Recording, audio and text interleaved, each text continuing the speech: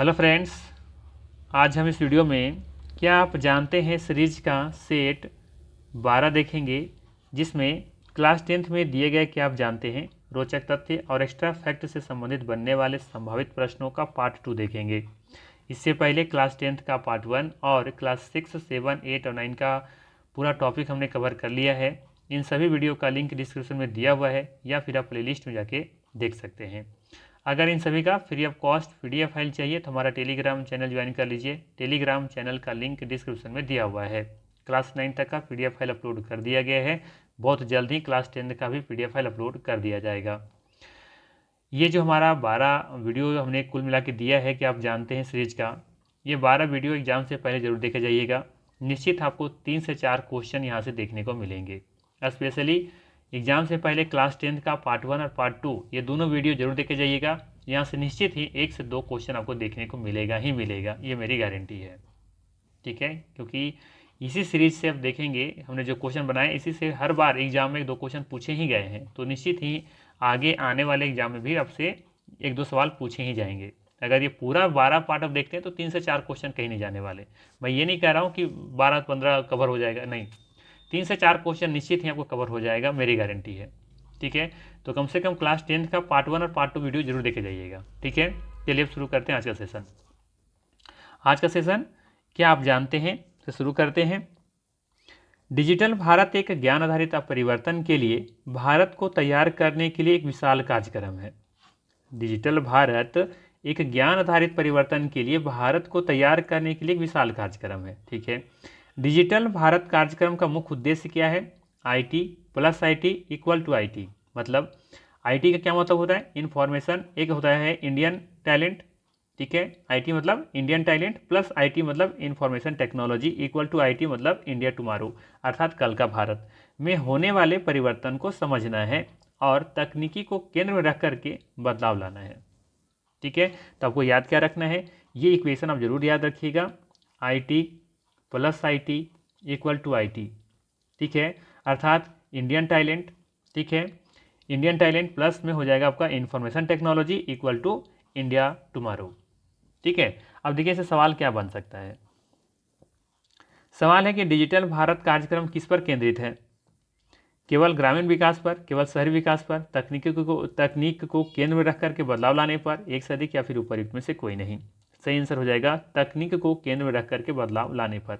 आप देख सकते हैं यहाँ पे, है ना, तकनीक को केंद्र में रख करके बदलाव लाना है। डिजिटल भारत जो है ना, ये इसका मुख्य उद्देश्य क्या है? तकनीक, जो टेक्निक है उसको केंद्र में रख करके बदलाव लाना है।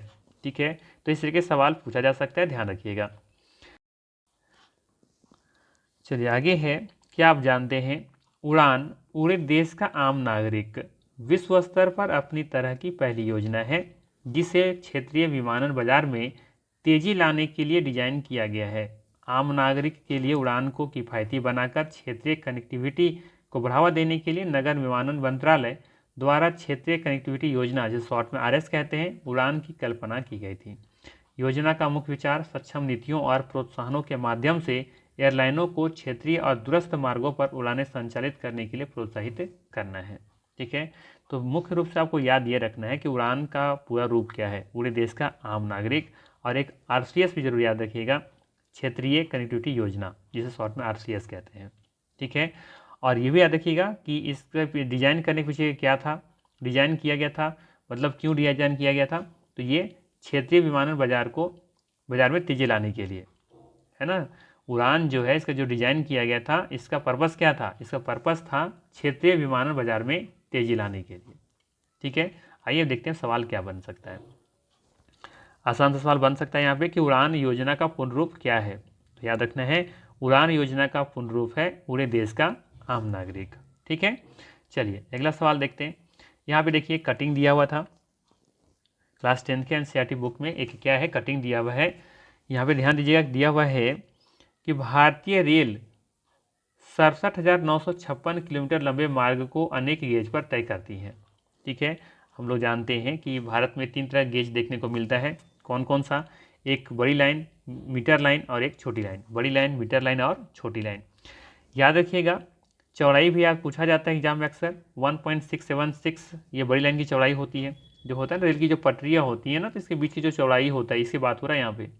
ठीक है, तो कितना है यहाँ पे 1.676, जबकि मीटर लाइन की चौड़ाई कितना होता है, सिर्फ 1 मीटर का होता है। जबकि छोटी लाइन का जो होता है वो इतना इतना होता है, लगभग कहीं 0.762 होता है, कहीं 0.610 भी होता है।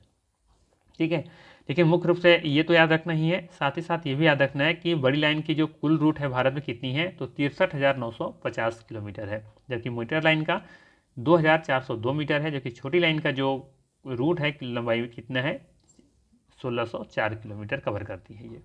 ठीक है, तो ये जो रिकॉर्ड है ये अब देख सकते हैं, भारतीय रेल वार्षिक पुस्तिका 2019-20 का रिपोर्ट के अनुसार ये डेटा है। तो एग्जाम में निश्चित ही पूछा जाएगा कि रिपोर्ट किस रिपोर्ट के अनुसार। ठीक है, आइए देखते हैं और इसके बारे में थोड़ा सा जानकारी लेते हैं। जैसे याद रखना है कि बड़ी लाइन का जो चौड़ाई है कितना है, एक 1.676 मीटर की चौड़ाई होती है। जबकि ये भारत में देखेंगे तो सबसे ज़्यादा इस्तेमाल इसी का होता है, तेज़ और भारी ट्रेनें इसी पर चलती हैं, मतलब बड़ी लाइन पर। मीटर लाइन क्या है, तो ये इसकी चौड़ाई देखेंगे तो 1 मीटर का होता है। पहले पहाड़ी कम यात्री वाले क्षेत्रों में ज़्यादा थी, अब ज़्यादातर ब्रॉड गेज में से बदली जा चुकी है, यानी कि बड़ी लाइन में इसको बदली जा चुकी है। छोटी लाइन क्या है, तो इसका आप देख सकते हैं चौड़ाई इतना दिया हुआ है। ये पहाड़ी क्षेत्रों में और ट्राय ट्रेनों में देखने को मिलता है। ये बहुत धीमी चलती है, लेकिन थोड़ा सा मनोरंजक होता है ये। ठीक है, धीमी चलता है तो थोड़ा सा अलग ही फील होता है, इस वही चीज़ बस है, यहाँ पर कुछ भी नहीं है। ठीक है, आइए अब देखते हैं इसे सवाल क्या बनेगा। सवाल है कि 2019-20 के आंकड़ों के अनुसार भारतीय रेल का कुल मार्ग रूट कितना लंबा है, 63,950 किलोमीटर, 2,402 किलोमीटर, या फिर 67,956 किलोमीटर, एक से अधिक, या फिर उपयुक्त में से कोई नहीं। याद रखिएगा, 2019-20 के आंकड़ों के अनुसार भारतीय रेल का कुल मार्ग या रूट 67,956 किलोमीटर है। ठीक है, सी विकल्प सही होगा। ठीक है, ये आपको यहाँ से डेटा याद रखनी है। ठीक है, बड़ी लाइन का पूछे तो 63,950, मीटर लाइन का पूछे तो 2,402 किलोमीटर, और छोटी लाइन पूछे तो मात्र 1,604 किलोमीटर इसकी लंबाई है। ठीक है, सिर्फ 1,604 किलोमीटर ही कवर करता है। कुल पूछे तो ये 67,956 किलोमीटर होगा। ठीक है, चलिए आगे देखिए अगला सवाल।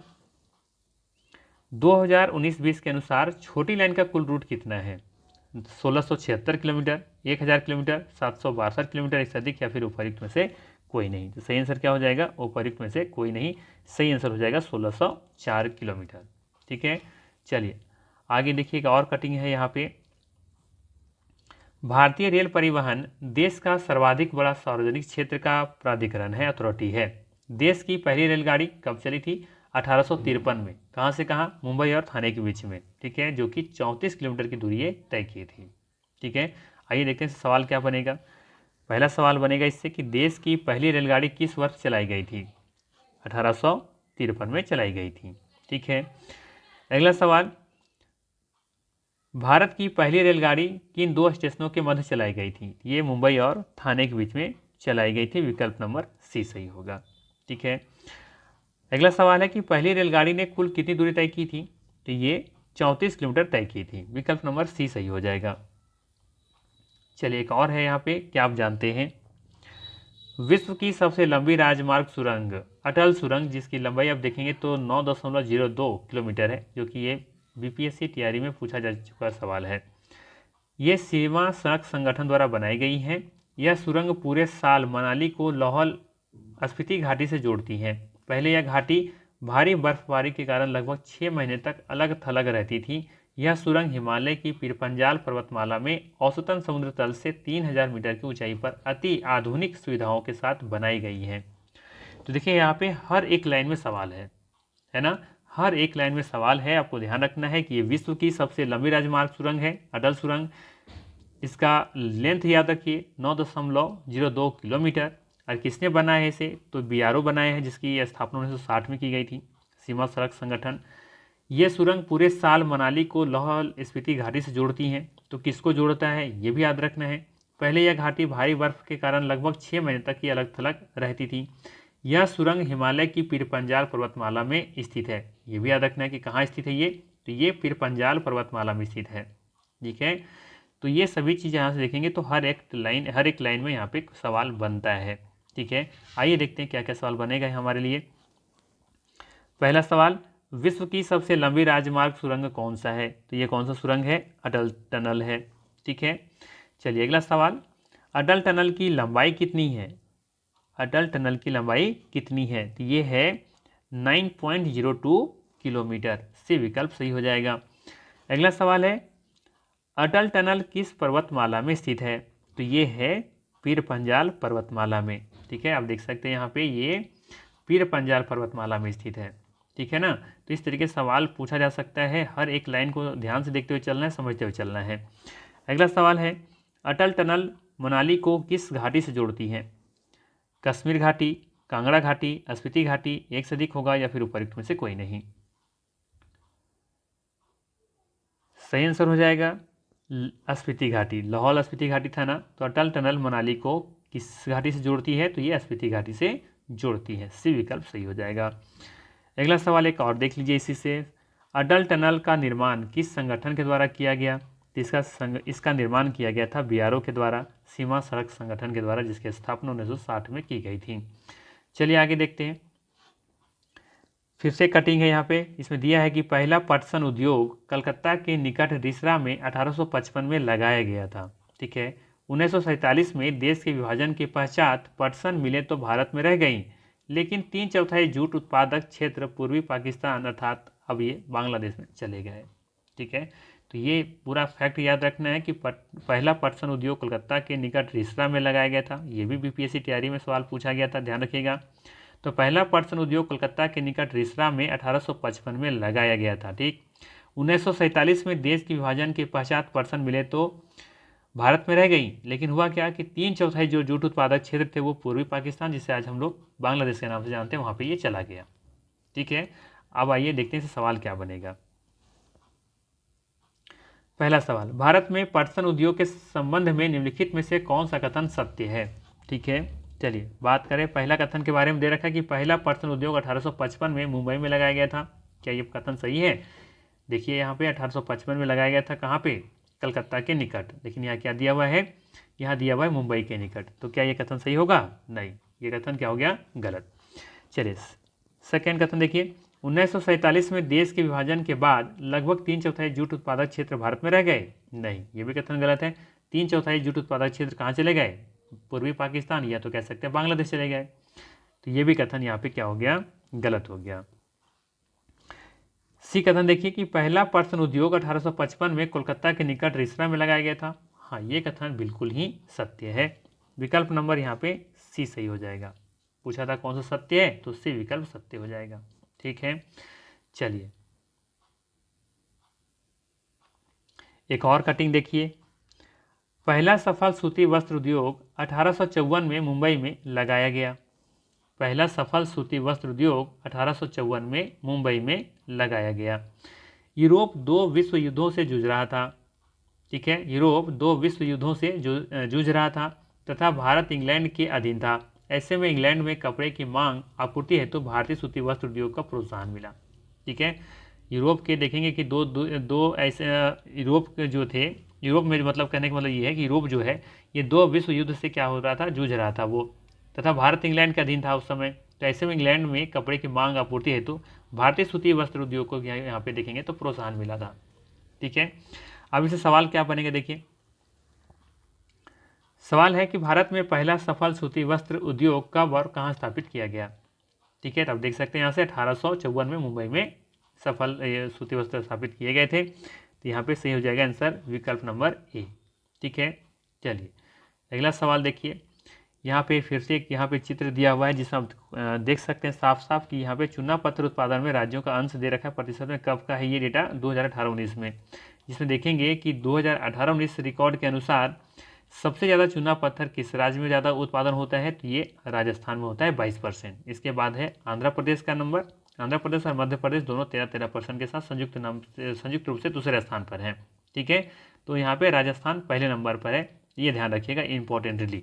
ठीक है, चलिए अब देखते हैं सवाल क्या है। सवाल सिंपल सही बनेगा कि 2018-19 में चूना पत्थर उत्पादन में किस राज्य का अंश प्रतिशत में सर्वाधिक था? तो किसका सर्वाधिक था? राजस्थान का। विकल्प नंबर यहाँ पे देखेंगे तो सही हो जाएगा सी, जो कि 22% ये अकेले उत्पादन करता था चूना पत्थर का। चलिए आगे देखिए, यहाँ पे फिर से एक चित्र दिया हुआ है जिसमें दिया हुआ है मैग्नीज के बारे में। तो मैग्नीज के उत्पादन में देखेंगे तो सबसे ज़्यादा जो उत्पादन करता है वो कौन करता है, मध्य प्रदेश करता है, जो कि 33% अकेले उत्पादन करता है। उसके बाद फिर महाराष्ट्र का नंबर आता है। ठीक है, तो देखिए यहाँ पे सवाल सिंपल सा बनेगा, वर्ष 2018-19 में मैग्नीज उत्पादन में किस राज्य का अंश प्रतिशत में सर्वाधिक था। तो किसका सर्वाधिक था, तो आप देख सकते हैं यहाँ से मध्य प्रदेश का सर्वाधिक था, जो कि 33% के आसपास है। तो यहाँ पे सही आंसर क्या हो जाएगा, विकल्प नंबर सी। दूसरे नंबर पर कौन सा है, तो याद रखिएगा दूसरे नंबर पर महाराष्ट्र है। ठीक है, चलिए आगे देखते हैं। इसी से एक सवाल और यहाँ पे बनाया गया है कि महाराष्ट्र का मैग्नीज उत्पादन में प्रतिशत अंश कितना था। महाराष्ट्र का मैग्नीज उत्पादन में प्रतिशत अंश कितना था, तो आप देख सकते हैं यहाँ से कितना था, ये आपका 27% था, आपको याद रखना है। ठीक है, विकल्प नंबर यहाँ पे सी सही हो जाएगा। 16% किसका था, तो ठीक इसके आगे देखेंगे तो उड़ीसा का है। ठीक है, तो ये तीनों क्रम से चाहे तो आप याद रख सकते हैं। चलिए देखिए यहाँ पे दिया हुआ है, उड़ीसा और आंध्र प्रदेश के मैग्नीज उत्पादन के प्रतिशत अंशों के बीच कितना अंतर था। ठीक है, तो यहाँ डीपली क्वेश्चन अगर पूछना हो, ज़्यादा डिफिकल्ट लेवल क्वेश्चन बनाना हो तो इस तरीके से बनाया जा सकता है कि उड़ीसा और आंध्र प्रदेश के मैग्नीज उत्पादन के प्रतिशत अंशों के बीच कितना अंतर था। तो अगर याद होगा तो उड़ीसा के पास, उड़ीसा अकेले कितना उत्पादन कर रहा था, 16%, जबकि आंध्र प्रदेश ये 10% का उत्पादन करता है। ठीक है, तो अब अंतर पूछा है तो अंतर निकाल के देखिए कितना निकल के आ रहा है, 6%। विकल्प नंबर यहाँ पे बी सही हो जाएगा। ठीक है, आप देख सकते हैं उड़ीसा 16% है, ठीक है, जबकि ये आंध्र प्रदेश कितना है, 10% है। दोनों का डिफरेंस पूछा है तो 6% का हो जाएगा। ठीक है, तो इतना डीपली क्वेश्चन नहीं पूछना चाहिए आई थिंक, लेकिन फिर भी इस तरह के सवाल के लिए तैयार रहना चाहिए हम लोगों को। ठीक है, चलिए आगे देखते हैं। बॉक्साइट उत्पादन से कुछ चीज़ें दी गई हैं। बॉक्साइट उत्पादन में देखेंगे तो सबसे ज़्यादा उत्पादन कौन करता है, ये उड़ीसा करता है, कितना, 65%। दूसरे नंबर पर कौन है, तो आप देख सकते हैं दूसरे नंबर पर झारखंड है, जो कि 10% के उत्पादन करता है। ठीक है, आइए देखते हैं सवाल क्या बनता है। सवाल है कि 2018-19 में भारत में बॉक्साइट का सबसे बड़ा उत्पादक राज्य कौन सा है। तो ये है उड़ीसा, जो कि अकेले आप देखेंगे तो 65% उत्पादन करता है, जबकि झारखंड जो है वो दूसरे नंबर पर है। कितना उत्पादन करता है ये, तो आप देखेंगे सिर्फ 10%। ठीक है, तो ये आप याद रखिएगा, झारखंड सिर्फ 10% का उत्पादन करता है, जबकि उड़ीसा 65% का उत्पादन करता है बॉक्साइट का। ठीक है, इस हिसाब से ये टॉप पर है। चलिए आगे है, क्या आप जानते हैं कन्नड़ भाषा में कुदरे शब्द का अर्थ है घोड़ा। ठीक है, ये लाइन याद रखिएगा कि कन्नड़ भाषा में कुदरे शब्द का अर्थ क्या है, घोड़ा है। कर्नाटक के पश्चिमी घाट की सबसे ऊंची चोटी घोड़े के मुख से मिलती जुलती है। ठीक है, बैलाडीला की पहाड़ियाँ बैल के डील से मिलती जुलती हैं, जिससे कारण इसका यह नाम पड़ा है। बैलाडीला की जो पहाड़ियाँ हैं ना, ये बैल के डील, जो बैल का जो ऊपर का हम्प होता है ना, उस तरीके से ये कुछ इस तरीके से ये निकला हुआ दिखाई पड़ता है, ये बैलाडीला की पहाड़ियाँ, जिसके कारण ही इसका नाम पड़ा है बैलाडीला की पहाड़ियाँ। तो ये बैलाडीला की पहाड़ियाँ है कहाँ, यही सवाल पूछा जा सकता है। तो याद रखना है, पहले तो सवाल यही रहेगा कि बैलाडीला की पहाड़ियाँ कहाँ स्थित है, गुजरात, उड़ीसा, झारखंड, कर्नाटक, एक से अधिक या फिर ऊपर से कोई नहीं, क्योंकि कर्नाटक यहाँ पे था ना, इसीलिए मेरे फ्लो में निकल गया, कर्नाटक विकल्प में नहीं है। ठीक है, तो याद रखना है बैलाडीला की पहाड़ियाँ कर्नाटक में भी नहीं है, ये कहाँ है, ये है, याद रखना है कि छत्तीसगढ़ में है। ठीक है, कहाँ है, छत्तीसगढ़ के दंतेवाड़ा जिला में स्थित है, आपको याद रखना है। ठीक है ना, ये याद रखिएगा कहाँ पर स्थित है, ये छत्तीसगढ़ के दंतेवाड़ा जिला में स्थित है बैलाडीला की पहाड़ियाँ। चलिए आगे देखते हैं। देखिए यहाँ से सवाल पूछा गया था बीपीएससी तैयारी में कि रेड हॉल जो है ये किस राज्य में प्रसिद्ध है, कहाँ देखने को मिलता है। ये सवाल शायद बीपीएससी तैयारी री एग्जाम में पूछा गया था। ठीक है, तो देखिए क्या दिया है, क्या आप जानते हैं कि भारत में अधिकांश खनिज राष्ट्रीयकृत है और इनका निष्कर्षण सरकारी अनुमति के पश्चात ही संभव है, किंतु उत्तर पूर्वी भारत के अधिकांश जनजातीय क्षेत्रों में खनिजों का स्वामित्व व्यक्तिगत व समुदाय को प्राप्त है। मेघालय में कोयला, लौह अयस्क, चूना पत्थर और डोलोमाइट के विशाल निक्षेप पाए जाते हैं। याद रखना है, मेघालय में कोयला, लौह अयस्क, चूना पत्थर, डोलोमाइट के विशाल निक्षेप पाए जाते हैं। जुवाई व चेरापूंजी में कोयले का खनन परिवार के सदस्य द्वारा एक लंबी संकीर्ण सुरंग के रूप में किया जाता है, जिसे रेड होल खनन कहते हैं। नेशनल ग्रीन ट्रिब्यूनल, जिसे एनजीटी कहते हैं शॉर्ट में, इन क्रियाकलापों को अवैध घोषित किया है और सलाह दी है कि इसे तुरंत रोक लगा दी जानी चाहिए। ठीक है, अब आइए देखते हैं सवाल क्या बनेगा। पहला सवाल तो ये बनेगा कि रेड होल खनन मुख्य रूप से भारत के किस राज्य में प्रचलित है ना, तो ये कहाँ प्रचलित है, मेघालय में प्रचलित है। ठीक है, ध्यान दीजिएगा, ये मेघालय में प्रचलित है। विकल्प नंबर बी सही होगा। ठीक है, अगला सवाल देखिए क्या बन सकता है कि किस संस्था ने रैट हॉल खनन को अवैध घोषित किया है। तो ये अवैध घोषित किया है नेशनल ग्रीन ट्रिब्यूनल, एनजीटी। ठीक है, आप लोग कमेंट करके बताइए कि एनजीटी की स्थापना कब हुई थी। चलिए अगला सवाल लेते हैं। तब तक सवाल है कि मेघालय में निम्नलिखित में से कौन से खनिज पाए जाते हैं। कोयला, चूना पत्थर, डोलोमाइट, लोहा एस्क, एक से अधिक या फिर उपर्युक्त में से कोई नहीं। सही जवाब होगा उपर्युक्त में से एक से अधिक। मेघालय राज्य में अब कोयला भी मिलता है, चूना पत्थर भी देखने को मिलता है, डोलोमाइट भी देखने को मिलता है, साथ ही साथ लोहा एस्क भी पाया जाता है। तो विकल्प नंबर डी बिल्कुल सही हो जाएगा। ठीक है, चलिए देखिए यहाँ से भी एग्जाम ये बीपीएससी तैयारी में पूछा गया था। ठीक है, ये देखिए क्या है, भूदान ग्रामदान क्या है। महात्मा गांधी ने विनोबा भावे, जिन्होंने उनके सत्याग्रह में सबसे निष्ठावान सत्याग्रही की तरह भाग लिया था, को अपना आध्यात्मिक उत्तराधिकारी घोषित किया तथा उनकी गांधी जी के ग्राम स्वराज्य अवधारणा में भी गहरी आस्था थी। गांधी जी के शहादत के बाद उनके संदेश को लोगों तक पहुंचाने के लिए विनोबा भावे ने अपने पूरे देश की पदयात्रा की। एक बार वह जब वे आंध्र प्रदेश के गांव पोचमपल्ली में बोल रहे थे तो कुछ भूमिहीन गरीब ग्रामीणों ने अब उनसे अपने आर्थिक भरण पोषण के लिए कुछ भूमि मांगी थी। विनोबा भावे ने उनसे तुरंत कोई वायदा तो नहीं किया, परंतु उनका आश्वासन दिया कि यदि वे सहकारी खेती करें तो वे भारत सरकार से बात करके उनके लिए ज़मीन मुहैया करवाएंगे। अचानक श्री रामचंद्र रेड्डी, इनका नाम याद रखिएगा, अचानक श्री रामचंद्र रेड्डी उठ खड़े हुए और उन्होंने 80 भूमिहीन ग्रामीणों को 80 एकड़ भूमि बांटने की पेशकश की।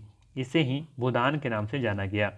बाद में विनोबा भावे ने यात्राएं की और अपनी यह विचार पूरे भारत में फैलाया और कुछ जमींदारों ने जो अपने गांव के लिए मालिक थे, भूमिहीनों को पूरे गांव देने की पेशकश भी की। ठीक है, इसे ही ग्रामदान कहा गया।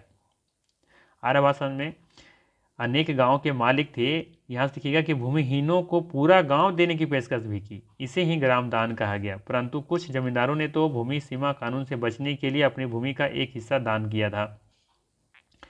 विनोबा भावे द्वारा शुरू किए गए इस भूदान ग्रामदान आंदोलन को ही क्या कहा गया था, रक्तहीन क्रांति। ठीक है, ये लाइन याद रखिएगा कि विनोबा भावे के द्वारा शुरू किए गए इस भूदान ग्रामदान आंदोलन को रक्तहीन क्रांति का नाम दिया गया था। ठीक है, तो ये भूदान याद रखना क्या है, ग्रामदान याद रखना क्या है और रक्तहीन क्रांति क्या है, ये याद रखना है। ठीक है, देखिए सवाल क्या बनेगा यहाँ से। पहला सवाल कि भूदान आंदोलन की शुरुआत किस राज्य के पोचमपल्ली गांव से हुई थी। तो ये हुआ था आंध्र प्रदेश के। विकल्प नंबर सी सही होगा। ठीक है, चलिए आगे देखते हैं अगला सवाल। सवाल है कि भूदान आंदोलन का मुख्य उद्देश्य क्या था। उद्योग विकास, भूमिहीनों को भूमि देना, कर वसूली, एक से अधिक या फिर उपर्युक्त में से कोई नहीं। सही जवाब होगा भूमिहीनों को भूमि देना। ठीक है, अगला सवाल है कि 80 भूमिहीन ग्रामीणों को 80 एकड़ भूमि बांटने की पेशकश किसने की थी। गांधी जी, विनोबा भावे, रामचंद्र रेड्डी, एक से अधिक या फिर उपर्युक्त में से कोई नहीं। सही आंसर हो जाएगा रामचंद्र रेड्डी। ठीक है, तो इस तरह का सवाल पूछे जा सकते हैं, ध्यान रखिएगा, सी विकल्प सही होगा। एक सवाल और देखिए यहाँ से, पूरे गांव की भूमि दान करने की अवधारणा को क्या कहा गया। पूरे गांव की भूमि दान करने की अवधारणा को क्या कहा गया। भूदान, सहकारिता, ग्रामदान, एक से अधिक या फिर उपर्युक्त में से कोई नहीं। तो पूरे गांव की भूमि दान करने की अवधारणा को कहा गया ग्रामदान। विकल्प नंबर सी सही होगा। ठीक है, बिल्कुल कंफ्यूज नहीं करना है, सोचते समझते चलना है, अच्छे से पढ़ते चलना है। ठीक है, अगला सवाल देखिए कि भूदान ग्रामदान आंदोलन को किस नाम से जाना गया। तो ये जाना गया रक्तहीन क्रांति के नाम से। विकल्प नंबर सी सही होगा। क्यों, क्योंकि अब देखेंगे कि ये बिना हिंसा का आंदोलन था, इसलिए इसे रक्तहीन क्रांति कहा गया। चलिए आगे देखिए, झूम से संबंधित कुछ चीज़ें हैं। झूम जिसे कर्तन धर्म प्रणाली कहते हैं, इसे ही स्लैश एंड बर्न कृषि भी कहते हैं। अलग अलग जगहों पर, अलग अलग देशों में, अलग अलग स्थानों पे झूम या फिर कर्तन धर्म प्रणाली को अलग अलग नाम से जानते हैं। जैसे मैक्सिको और मध्य अमेरिका में इसे मिल्पा कहते हैं, वेंजुला में इसे कोनकू कहते हैं, ब्राज़ील में इसे रोका कहते हैं, मध्य अफ्रीका में मसोले कहते हैं, जबकि इंडोनेशिया में इसे लदान कहते हैं और वियतनाम में इसे रे कहते हैं।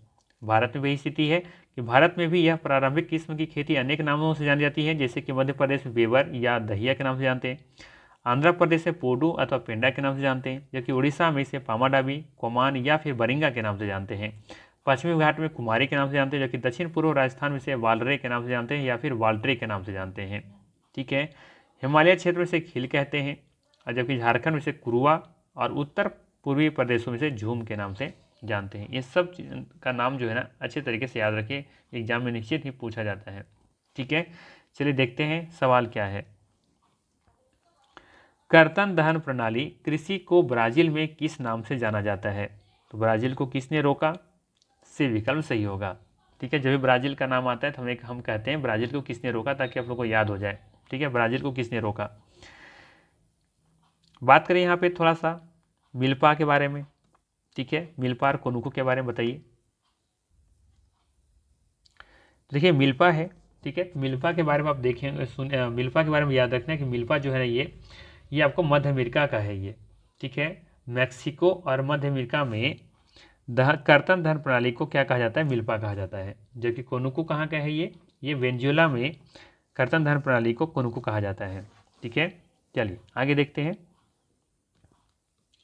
भारत में झूम कृषि को मध्य प्रदेश में किस नाम से पुकारा जाता है? भारत में झूम कृषि को मध्य प्रदेश में किस नाम से पुकारा जाता है? पोडू, दहिया, कुमारी, एक से अधिक या फिर उपयुक्त में से कोई नहीं। तो देखिए कुमारी तो पश्चिमी घाट खासकर केरल राज्य में से कुमारी कहा जाता है। ठीक है, और पोंडू जो है आप देखेंगे तो ये आंध्र प्रदेश में कहा जाता है। तो सही आंसर क्या हो जाएगा फिर? दहिया। ठीक है, मध्य प्रदेश में आप देखेंगे तो दहिया या फिर बेबर, दहिया या फिर बेबर कहा जाता है। ठीक है, तो विकल्प नंबर यहाँ पे सही हो जाएगा बी विकल्प। अगला सवाल है, लदांग नाम की कर्तन दहन प्रणाली कृषि किस देश में प्रचलित है? ये प्रचलित है, आप देखेंगे तो विकल्प नंबर बी सही हो जाएगा, इंडोनेशिया। इंडोनेशिया में कर्तन दहन प्रणाली कृषि को लदांग कहा जाता है, जबकि वियतनाम में रे कहा जाता है, जबकि वेनेजुएला में कोनुको के नाम से जानते हैं। ठीक है, चलिए एक सवाल और लेते हैं यहाँ से। सवाल रहेगा कि उड़ीसा में झूम कृषि को इनमें से किस नाम से नहीं जाना जाता है? पामाडावी, कोमान, बरिंगा, एक से अधिक या फिर उपयुक्त में से कोई नहीं। तब देखेंगे कि उड़ीसा में झूम कृषि को पामाडावी के भी कहते हैं, कोमान भी कहीं कह देते हैं और कहीं कहीं बरिंगा भी कह देते हैं। अर्थात विकल्प नंबर इसका सही हो जाएगा विकल्प नंबर ई, उपयुक्त में से कोई नहीं। ठीक है, तो ये था महत्वपूर्ण प्रश्न क्लास 10th का। जितना था सबने पूरा कवर कर लिया। ठीक है, तो ये सेशन अगर अच्छा लगा हो तो लाइक ज़रूर कीजिएगा, चैनल पर नहीं तो सब्सक्राइब जरूर कीजिएगा। ठीक है, और एक ये रोचक तथ्य दिया हुआ था यहाँ पे, सिर्फ हम यहाँ पे इसको इंक्लूड कर दिए हैं, इसे आप लोग पढ़ लीजिए। कुछ बड़ी चीज़ नहीं है यहाँ से आई थी, मुझे नहीं लगता कि सवाल कोई बनेगा, लेकिन जानकारी के लिए ज़रूरी है कि जान लेना चाहिए। एल्युमिनियम की खोज के बाद सम्राट नेपोलियन तृतीय अपने कपड़ों पर एल्युमिनियम से बने हुक व बटन पहनता था तथा अपने खास मेहमानों को एल्युमिनियम से बने बर्तनों में भोजन कराता तथा आम मेहमानों को सोने व चांदी के बर्तनों में भोजन परोसा जाता। इस घटना के 30 वर्ष बाद पेरिस में भिखारियों के पास एल्युमिनियम के बर्तन एक आम बात थी। मतलब कि सिंपल सा है कि वो भोजन वगैरह जो था ना, ये सब एल्युमिनियम वगैरह के बर्तनों में करवाता था, वो भोजन करवाता था, वो बर्तन उसी का हो जाता था। तो बाद में देखेंगे कि कुछ समय के बाद 30 साल के बाद क्या हुआ यहाँ पे कि भिखारियों के पास एल्युमिनियम का एक बर्तन का ढेर लग गया। ठीक है, तो ये बेसिक सा कॉन्सेप्ट है, तब चाहे तो इसको ज़रूर देख लीजिएगा।